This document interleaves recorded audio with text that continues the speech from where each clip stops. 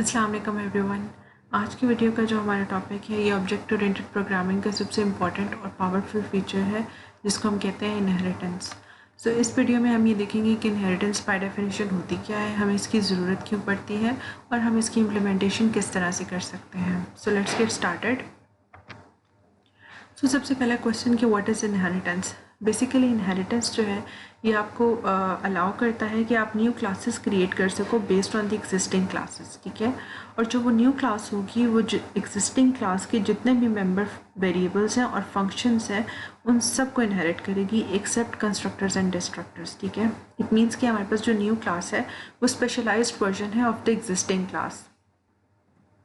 So instead of writing completely new data members and member functions, आप क्या कर सकते हो कि आप न्यू क्लास जो है उसको इस तरह से डिज़ाइन कर सकते हो कि वो एग्जिस्टिंग क्लास के जितने भी मेंबर फंक्शंस हैं और मेंबर वेरिएबल्स हैं उनको इनहेरिट कर दे, ठीक है। जो हमारे पास एग्जिस्टिंग क्लास होगी उसको हम बेस क्लास कहेंगे और जो हमारे पास स्पेशलाइज्ड वर्जन होगी न्यू क्लास होगा, ठीक है, उसको हम ड्राइव क्लास कहेंगे। और हमारे पास जो न्यू क्लास होगी उसकी वो सारी की सारी प्रॉपर्टीज़ होंगी जो कि हमारे पास एग्जिस्टिंग क्लास की है, प्लस उसके पास अपनी भी कुछ ना कुछ स्पेशल प्रॉपर्टीज़ होंगे। दैट इज़ वाई उसको हम स्पेशलाइज्ड वर्जन कह रहे हैं। अदरवाइज फिर हमें इनहेरिटेंस करने की ज़रूरत नहीं थी, हमें दो डिफरेंट क्लासेस बनाने की ज़रूरत नहीं थी।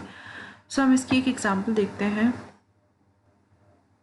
अगर आप रियल वर्ल्ड में देखो तो हमारे पास जितने भी ऑब्जेक्ट्स हैं, ठीक है, वो स्पेशलाइज्ड वर्जन है किसी और ऑब्जेक्ट का, किसी भी जनरल ऑब्जेक्ट का, ठीक है।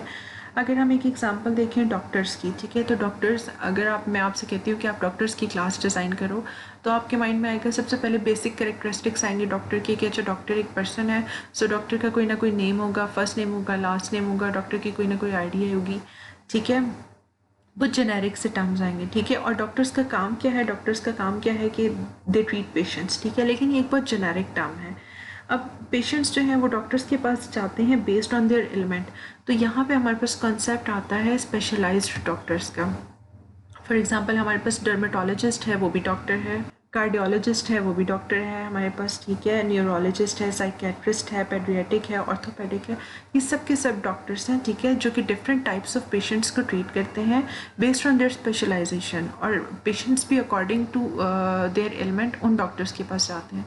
सो हमारे पास डॉक्टर्स जो है ये हमारे पास एक बेस क्लास हो गई, और जो हमारे पास उसके स्पेशलाइज्ड वर्जन्स हैं जैसे डर्मेटोलॉजिस्ट हो गया, कार्डियोलॉजिस्ट हो गया, पेडियाट्रिक हो गया, ये सब के सब स्पेशलाइज्ड वर्जन है हमारे पास डॉक्टर क्लास के। इनके पास बेसिक कैरेक्टरिस्टिक्स वही हैं जो कि हमारे पास डॉक्टर्स के होते हैं, लेकिन प्लस इनके पास अपनी भी एडिशनल कुछ न्यू कैरेक्टरिस्टिक्स हैं बेस्ड ऑन देयर एजुकेशन, ठीक हो गया। यहाँ पे आपके सामने एक और एग्जाम्पल है, अगर हम उसको देखें तो हमारे पास जो टर्म इंसेक्ट है वो एक बहुत ही जनरल टाइप ऑफ क्रिएचर को जो है वो डिस्क्राइब करती है, ठीक है। हमारे पास इंसेक्ट्स कौन कौन से आ सकते हैं, हमारे पास ग्रास हॉपर जो है वो एक इंसेक्ट है, बम्बल बी जो है कि एक इंसेक्ट है, ठीक है। इनके जो कॉमन कैरेक्टरिस्टिक्स हैं वो हमारे पास इंसेक्ट्स वाले हैं, ठीक है, ऑब्वियसली क्योंकि तभी वो इंसेक्ट क्लास में इंक्लूड हो रहा है। लेकिन इनके पास अपने भी कुछ यूनिक कैरेक्टरिस्टिक्स हैं, जैसे बम्बल बी के पास उसके एबिलिटी टू स्टिंग है, ग्रास हॉपर के पास उसकी एबिलिटी टू जंप है, जो कि इन दोनों को आपस में डिस्टिंग्विश करती है, ठीक है। सो हम कह सकते हैं कि हमारे पास बम्बल बी और ग्रास हॉपर्स जो हैं वो स्पेशलाइज्ड वर्जन्स हैं इंसेक्ट क्लास का। सो ऐसे ही किसी भी रियल लाइफ सिनेरियो को जब आप इम्प्लीमेंट करोगे तो वहाँ पे हमारे पास इनहेरिटेंस का कॉन्सेप्ट आएगा। सो the next is a relationship. अब जब भी हम कह रहे हैं कि हमारे पास एक ऑब्जेक्ट जो है वो दूसरे ऑब्जेक्ट का स्पेशलाइज्ड वर्जन है, तो उन दोनों एंटिटीज़, उन दोनों ऑब्जेक्ट्स के दरमियान में कोई ना कोई रिलेशनशिप है। वो रिलेशनशिप क्या है वो हम यहाँ पे देखते हैं कि फॉर एग्जांपल हमारे पास कुछ एग्जांपल्स गिवन है, जैसे a poodle is a dog, a car is a vehicle, a flower is a plant, a football player is an athlete. अब हमारे पास अगर मैं सेकेंड एग्जाम्पल में देखूँ the car is a vehicle, तो हमारे पास कार और व्हीकल दो ऑब्जेक्ट्स, दो एंटिटीज़ हैं, ठीक है। इन दोनों एंटिटीज़ के दरमियान में रिलेशनशिप क्या है, इज़ आ रिलेशनशिप। इस रिलेशनशिप को जब भी आप इनहेरिटेंस इम्प्लीमेंट करोगे तो हमारे पास ये रिलेशनशिप आएगा वहाँ पे। अ कार इज़ अ व्हीकल, ठीक है, तो व्हीकल जो है ये हमारे पास एक बेस क्लास हो गई और हमारे पास कार जो है वो उसका स्पेशलाइज्ड वर्जन हो गया, ठीक है। अब व्हीकल्स में हमारे पास मोटर बाइक्स भी आ सकते हैं, बाइसाइकिल्स भी आ सकते हैं, बसेस भी हो सकती हैं, ट्रक्स भी हो सकते हैं। तो हमारे पास व्हीकल जो है एक बहुत जेनेरिक सा टर्म है और उसका कार जो है वो उसका स्पेशलाइज्ड वर्जन है। इसी तरह हमारे पास प्लांट्स डिफरेंट टाइप्स के आ सकते हैं, उसमें हमारे पास एक टाइप जो है वो हमारे पास फ्लावर होगी, ठीक है। अब अगर आप यहाँ पे ये देखो तो हमारे पास a car is a vehicle, yes true, but a vehicle is a car, no. हमारे पास जितनी भी व्हीकल्स हैं वो सिर्फ और सिर्फ कार्स नहीं होंगी, वो हमारे पास कुछ और भी हो सकती हैं, ठीक है, लेकिन हमारे पास जितनी भी कार्स हैं वो सबकी सब व्हीकल्स होंगी।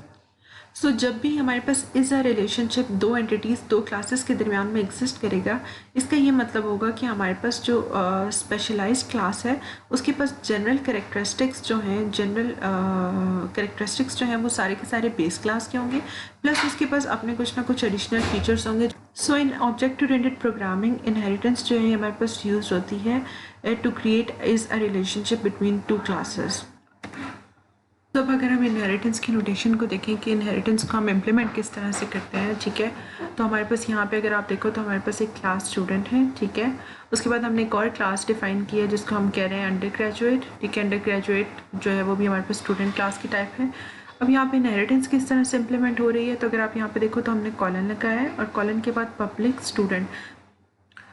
सो हमारे पास ये जो है ये बेस क्लास हो गई और हमारे पास अंडर ग्रेजुएट जो है वो डिराइव क्लास है।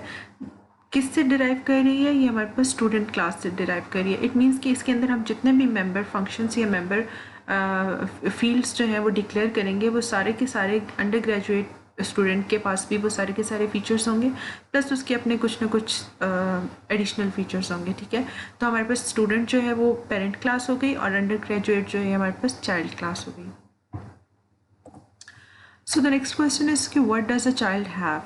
सो हमारे पास जो ऑब्जेक्ट होगा डिराइव क्लास का उसके पास क्या होंगे, सारे के सारे मेंबर फंक्शंस जो कि डिफाइंड होंगे चाइल्ड क्लास में अंदर, और सारे के सारे मेंबर्स जो हैं डिक्लेयर्ड होंगे पेरेंट क्लास के पास। उसके पास दोनों फीचर्स होंगे, पेरेंट्स के भी और अपने भी, ठीक है। An object of derived class can use all the public members defined in the child class and all the public members defined in the parent class, ठीक हो गया। अब ऑब्वियसली अगर आप मेन में डिराइव क्लास का ऑब्जेक्ट बना रहे हो, ठीक है, तो वो हमारे पास पब्लिक मेंबर्स को ही एक्सेस कर सकेगा, प्राइवेट मेंबर्स को एक्सेस नहीं कर सकता। ये हमारे पास वही कॉन्सेप्ट है जो कि हम पहले देख चुके हैं।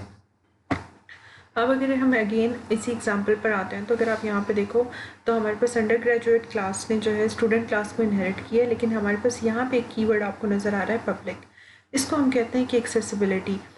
यहाँ पे आपके पास पब्लिक भी हो सकता है, प्राइवेट भी हो सकता है और प्रोटेक्टेड भी हो सकता है। हमारे पास 3 एक्सेस स्पेसिफायर्स हैं, उन तीनों में से आप कुछ भी यूज़ कर सकते हो बेस्ड ऑन योर रिक्वायरमेंट, ठीक है। सो इसका क्या मतलब है और इसका क्या पर्पस है, अब हम ये देखते हैं। तो class access specification determines how private, protected and public members of the base class are inherited by the derived class. इससे बेसिकली ये हो रहा होता है कि आप ये डिफाइन कर रहे होते हो कि आपके पास जो भी क्लास के मेंबर फंक्शंस हैं या मेंबर वेरिएबल्स हैं बेस क्लास के, वो प्राइवेट हैं, प्रोटेक्टेड हैं, पब्लिक हैं, तो वो डिराइव क्लास में किस तरह से एक्सेस होंगे और ड्राइव क्लास में उनका एक्सेस स्पेसिफिकेशन क्या होगा। सो इसकी अगर हम एक एग्जांपल देखें तो हमारे पास एक बेस क्लास के मेंबर्स हैं। फॉर एग्जांपल एक एक्स मेंबर है, एक वाई मेंबर है और एक जेड मेंबर है। एक्स जो है ये हमारे पास प्राइवेट है, वाई जो है ये हमारे पास प्रोटेक्टेड है और जेड जो है ये हमारे पास पब्लिक है, ठीक है। हमारे पास बेस क्लास को इनहेरिट की है हमारे पास इस क्लास में, ठीक है।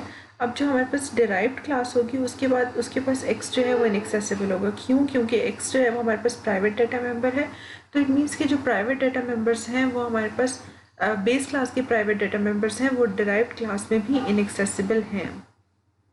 फिर जो हमारे पास बेस क्लास के प्रोटेक्टेड डाटा मेंबर्स हैं वो डिराइव क्लास में as a private data members include होंगे, और बेस क्लास के जो पब्लिक डाटा मेंबर्स हैं वो हमारे पास डिराइव क्लास में as a private data member include होंगे।